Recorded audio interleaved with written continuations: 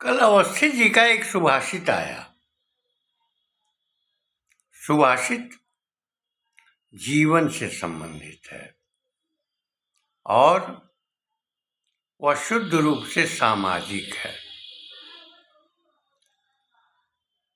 जो दीन है, हीन है,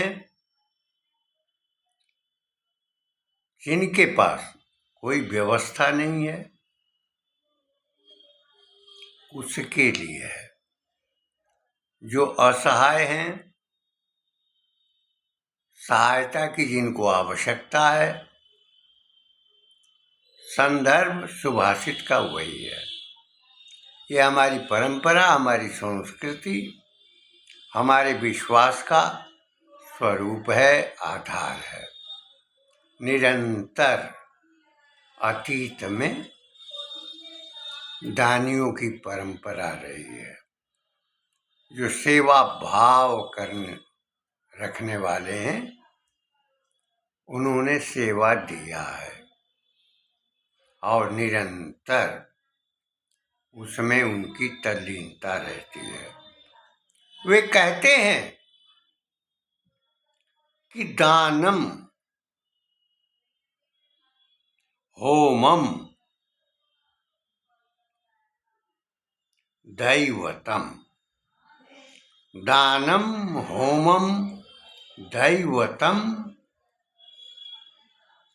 मंगलान प्रायश्चित विविधान।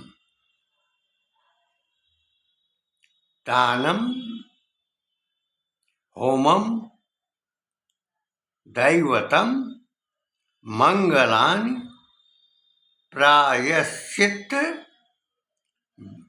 विविधान।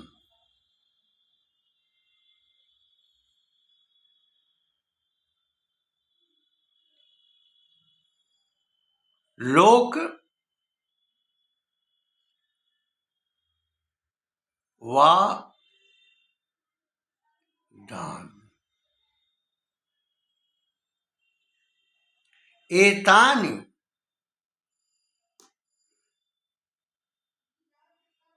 एतानि यह कुरुते नैत्यम, एतानि यह कुरुते नैत्यकानि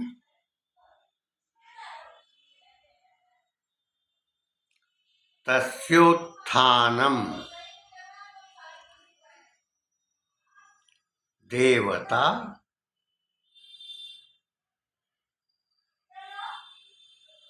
साधयन्ति। निश्चय ही जो व्यक्ति दान, होम, यज्ञ, देव स्तुति,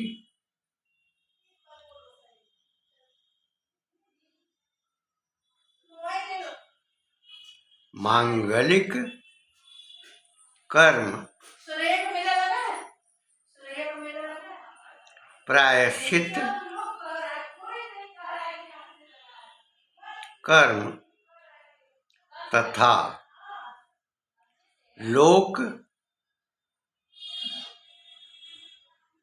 लोकाचार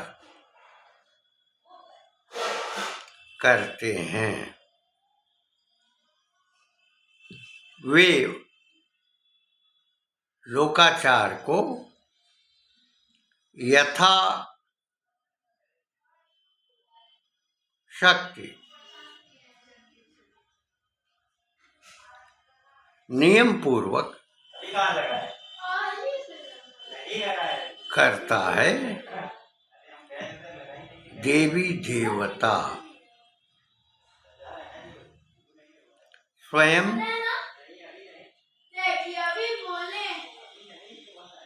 उसकी उन्नति का मार्ग प्रशस्त करते हैं। जो दान करता है, होम करता है, यज्ञ करता है, जो दूसरे की सहायता करता है, देवी देवता उसका मार्ग प्रशस्त करते हैं। इन कार्यों में प्रवृत्त जो लोग हैं उनके मार्ग में बाधाएं आती हैं, चाहे आर्थिक हो, चाहे सामाजिक हो, चाहे राजनीतिक हो, बाधाएं आती हैं।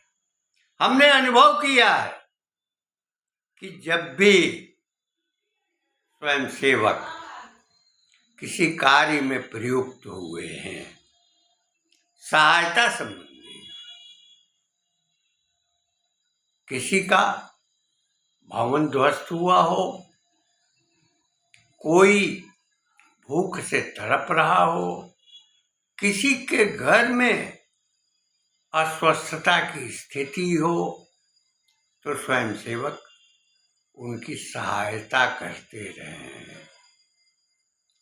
अर्थ की कभी कोई कमी नहीं रही है, किंतु राजनीतिक दल के लोग प्रायः उसमें बाधा उपस्थित करते हुए देखे गए हैं।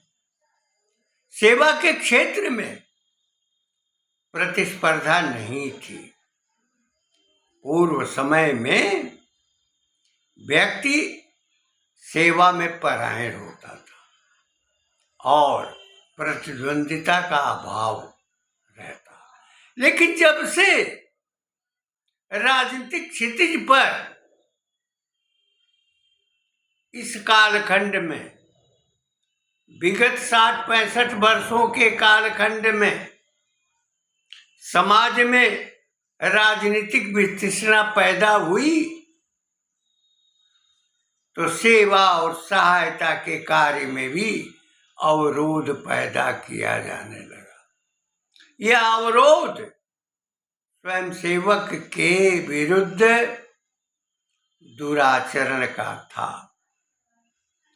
वे राजनीतिक संगठन यह सोचते थे कि सेवा के माध्यम से वह जन को उपकृत कर और किसी और प्रकार के स्वरूप का लाभ ले सकते हैं, किंतु स्वयं सेवक किसी दल का सदस्य नहीं होता है, क्योंकि संघ राजनीतिक नहीं रहा है।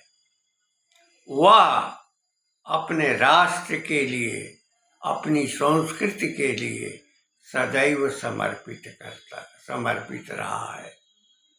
जो भी दान करता है, होम करता है, यज्ञ करता है, सहायता करता है, दूसरों की सेवा करता है, उसमें अपना अंशदान देने की परंपरा रही है।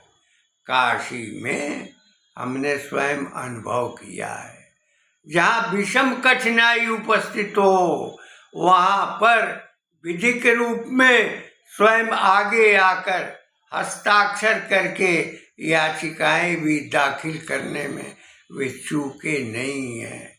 उद्धार के लिए, संस्थाओं के विकास के लिए, चाहे वो किसी भी दल या संगठन की हो, लेकिन उनके भीतर स्वाभाविक चेतना और भावना रही है। अवस्थी जी जिस दान की बात कर रहे हैं, होम यज्ञ की बात करते हैं, देवता खुश होते हैं, प्रसन्न होते हैं और लोकाचार जो करते हैं उनके प्रति भी उनकी दया की भावना होती है। जो अन्य पंथों को मानने वाले हैं उनका भी विरोध सहन करना पड़ता है। कांग्रेस के जो सदस्य रहे हैं उनके भीतर भी यह दुष्प्रवृत्ति रही है क्योंकि उनके मन में यह रहता था कि अगर संघ इस कार्यों में, स्वयंसेवक इन कार्यों में प्रवृत्त रहेगा तो हमारी शक्ति का क्षय होगा। संपर्क शक्ति जिसकी होती है, जो सहायता करता है लोकतंत्र में, उसके अभीष्ट की पूर्ति होती है।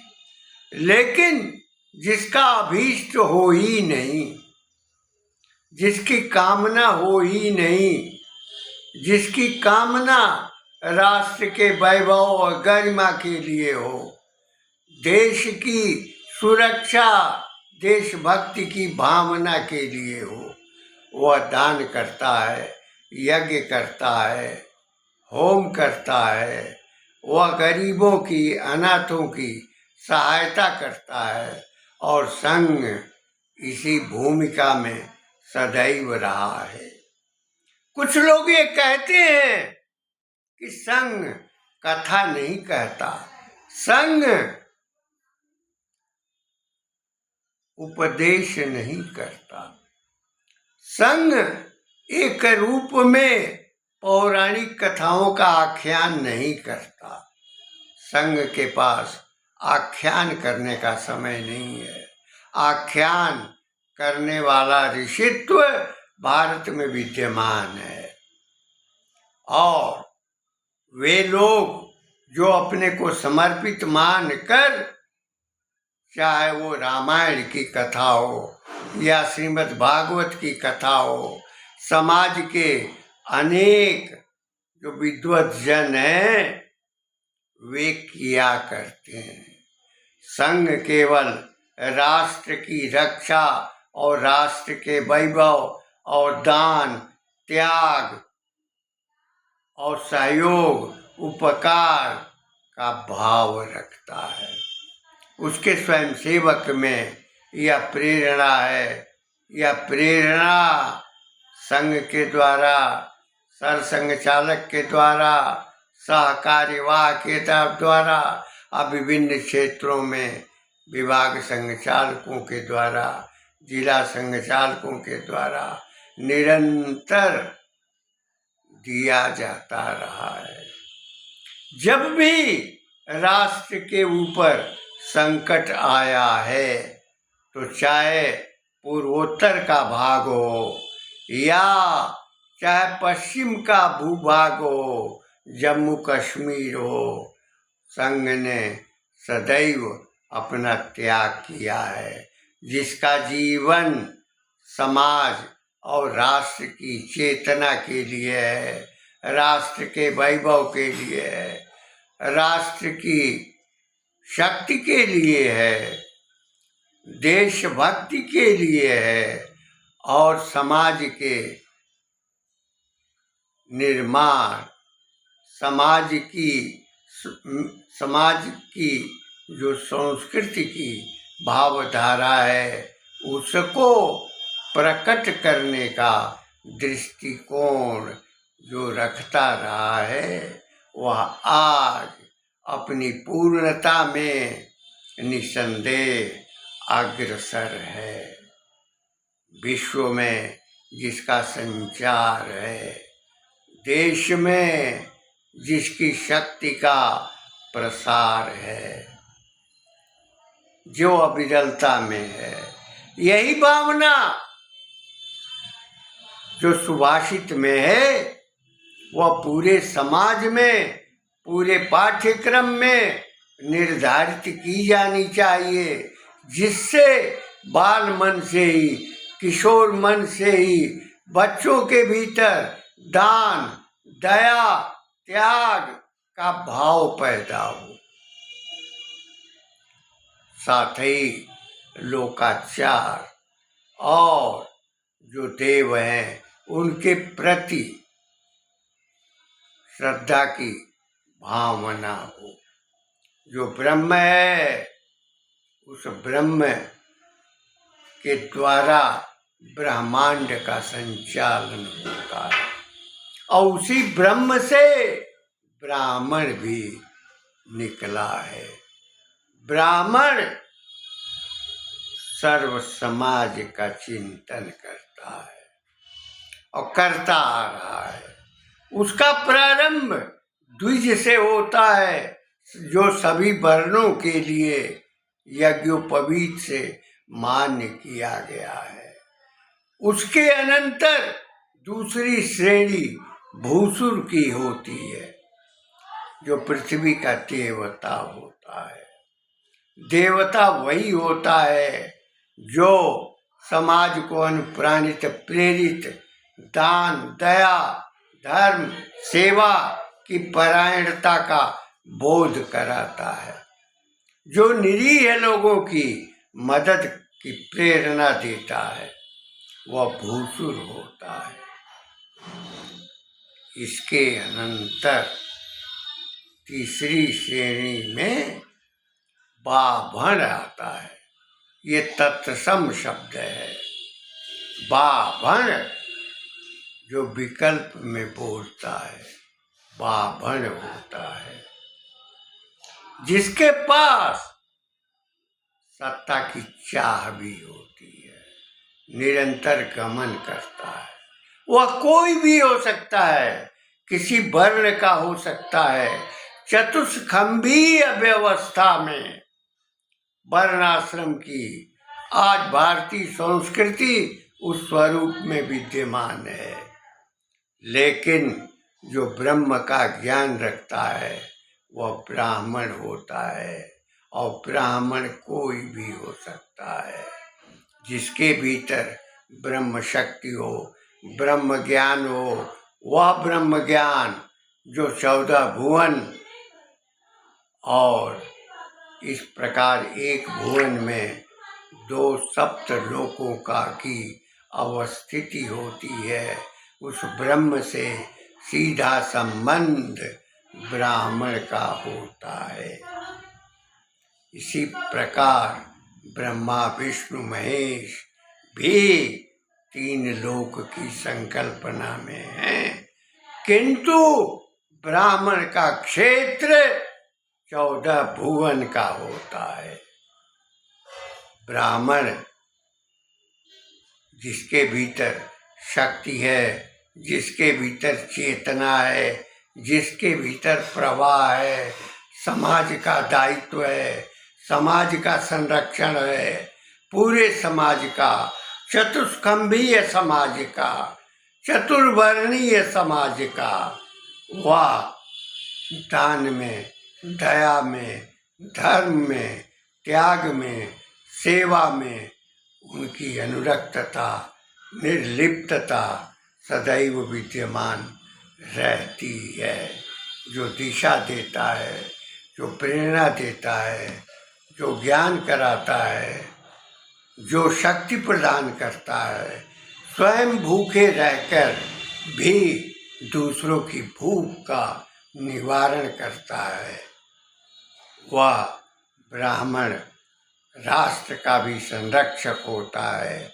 वह ब्राह्मण हमारी संस्कृति का पोषक होता है, जिसने 800 वर्षों की गुलामी में अपने ग्रंथों को अपने पेट में छिपा करके रखा, जीवंत किया, जिसको जलाया गया और 200 वर्षों के कालखंड में जिसको विकृत करने का प्रयास किया गया और 65 वर्षों के कालखंड में पाठ्यक्रमों से, बच्चों के संस्कार निर्माण से हटा दिया गया। मुझे याद है कि लगभग 54-55 वर्ष पहले जब मैं एमएड का छात्र था, उस कालखंड में जो टॉमसन, रॉबसन फर्जी नाम लिखते हुए कि उन्होंने कहा है, उन्हें अंक मिल जाते थे, क्योंकि अंग्रेजों के नाम उसमें होते थे। काशी हिंदू विश्वविद्यालय के शिक्षा संकाय में हमारा सहपाठी उसने व्यक्त किया था कि जब मैं रॉबसन या रॉबिन्सन या टॉमसन या थॉमसन लिख देता हूँ तो मुझे अंक मिलते हैं, लेकिन महर्षि चाणक्य का उल्लेख किया जाता है। जब योगीराज अरविंद का उल्लेख किया जाता है तो उस समय कालखंड के वर्तमान कालखंड में प्राध्यापक उसको नकारते हैं। यह स्थिति आज भी विद्यमानता में है। उन्हीं को श्रेष्ठ माना जाता है जो यूरोपीय विद्वान हैं और अंग्रेजी और हिंदी मिश्रित प्रश्नों के उत्तर जो दिए जाते हैं उस पर अंक मिलते हैं। लेकिन भारतीय परंपरा के ऋषित्व का उदाहरण देकर जो उत्तर लिखे जाते हैं उसमें विद्यमानता स्वीकार नहीं होती है। यह स्थिति उसी 65 वर्षों के कालखंड की है कि सभी लोगों के मन में यूरोपीय भावना विद्यमान रही है। सुभाषित हमारे सामाजिक जीवन की रीढ़ है। बालकों के मन में यह प्रेरणा सदैव पैदा की जानी चाहिए। पाठ्यक्रमों में प्रारंभिक स्तर से उच्च स्तर तक इसकी अनिवार्यता की जानी चाहिए। जैसे काशी हिंदू विश्वविद्यालय में गीता की परीक्षा होती थी तभी छात्रों को प्रवेश मिलता था, किंतु उसे भी बंद करा दिया गया। सुभाषित हमारी प्रेरणा है, हमारी गति है, हमारे जीवन की दशा है, भारतीयता का संस्कार है, स्वरूप है, बोध है और उसकी अनिवार्यता के संबंध में शासन को यह सोचना चाहिए, क्योंकि शासन वर्तमान का राष्ट्र की संकल्पना में चल रहा है, राष्ट्र की भावभूमि पर चल रहा है, राष्ट्र चेतना में वह विहरण कर रहा है, राष्ट्र स्वरूप की वह व्याख्या कर रहा है, प्रसारित कर रहा है। उसकी चेतना में यह अनिवार्यता पाठ्यक्रम में होनी चाहिए। सूक्तियों की, सुभाषितों की, वेदवाक्यों की, पुराण के वाक्यों की, उपनिषद के कथनों की, दार्शनिक विचारों की, यह भावभूमि पर, भारत की भावभूमि पर जितना इसका निस्सरण होगा, जितना इसका ग्रहण होगा, बच्चों के मन में वो संस्कार होंगे। आज विदेशों में पढ़ने वाले विद्यार्थी जो भारतीय हैं उनके मन में वृद्धों के प्रति आदर का भाव नहीं है, माता पिता के प्रति श्रद्धा भाव नहीं है, गुरु के प्रति स्नेह का भाव नहीं है, समाज के लिए श्रद्धा की कल्पना नहीं है। वह कल्पना तभी साकार होगी जब सुभाषित और सूक्तियाँ पाठ्यक्रमों में अनिवार्यता के साथ लागू होंगी। इन शब्दों के साथ मैं अपनी वाणी को विराम देते हुए यह कामना करता हूँ कि वर्तमान राष्ट्रीय शासन इस स्वरूप पर विचार करेगा और अनिवार्यता प्रदान करेगा।